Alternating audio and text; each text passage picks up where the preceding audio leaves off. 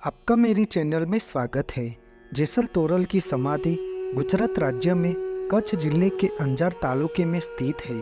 सती तोरल और जेसल जाडेजा का मकबरा गुजरात का ऐतिहासिक स्थल माना जाता है, जहां साल भर हजारों पर्यटक आते हैं, जो गुजरात के कच्छ क्षेत्र में महान ऐतिहासिक और धार्मिक महत्व रखता है।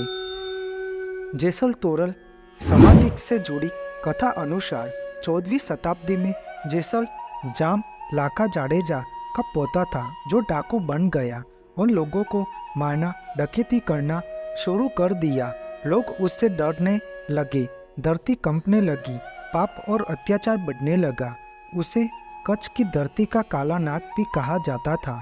तब एक दिन उनकी भाभी ने उन्हें चुनौती दी थी कि यदि आप शक्तिशाली मर्द व्यक्ति है तो काठियावाड़ में रहने वाली सासतिया जी की तोरी, घोड़ा या तलवार या तोरल पत्नी में से किसी एक को लेकर आओ, तो मैं आपको असली मर्द शक्तिशाली मानूंगी। जेसल ने अपनी भाभी की चुनौती स्वीकार कर ली थी और वह सोनगढ़ काठियावाड़ तक पहुंच गए थे। यहाँ वह घोड़े के अस्तबल में छिपा हुआ था।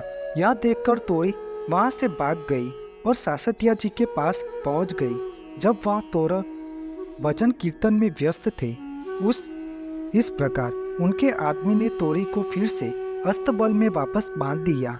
वह फिर से छूट न जाए, इसलिए उसे हथौड़े से सड़क को जमीन में लगाते वह लोहे की सड़क जेसल के हाथ में लग गई, लेकिन वह बिना किसी शोर के सहन कर चुका था।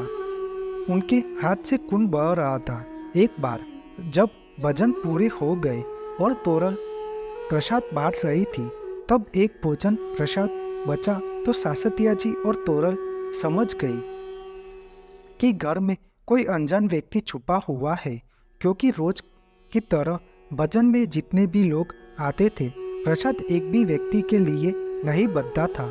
तोरल और सासतिया जी ने जेसल का पता लगा लिया था और उसके हाथ में लोहे की सड़क देखी थी, लेकिन वह कभी चिल्लाया नहीं। सासतिया जी ने उनकी मर्दानगी देखकर प्रसन्न हुए।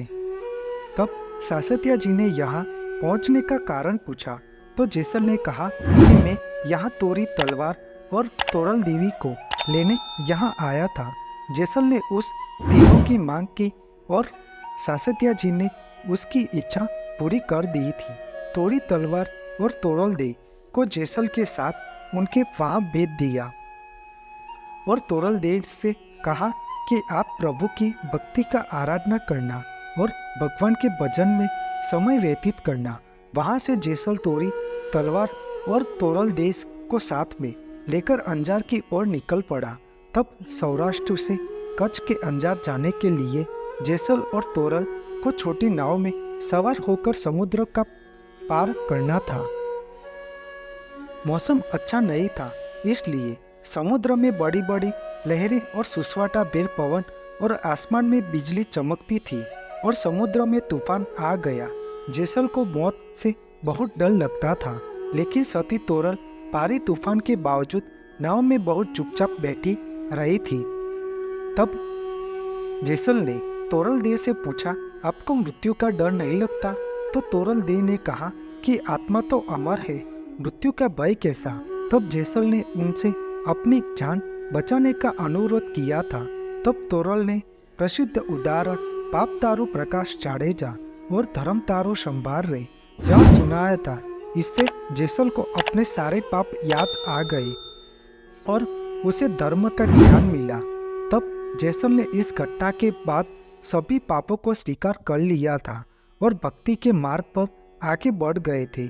तब जेसल ने भक्ति की और कई कविताएं लिखी थी और अपने लेखन में अपने बुरे कर्मों को भी स्वीकार किया था और लोगों को भगवान की भक्ति मार्ग में सेवा का काम करने लगे।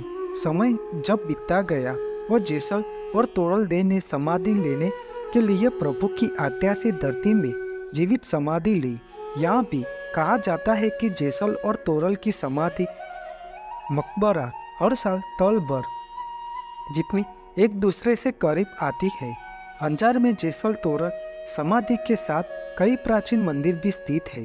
नवंबर से फरवरी के दौरान आयोजित रणोत्सव के दौरान दुनिया का सबसे लंबा उत्सव और मेला है, जो अंजार और कच्छ की यात्रा के लिए सबसे बेहद खास और अच्छा समय माना जाता है।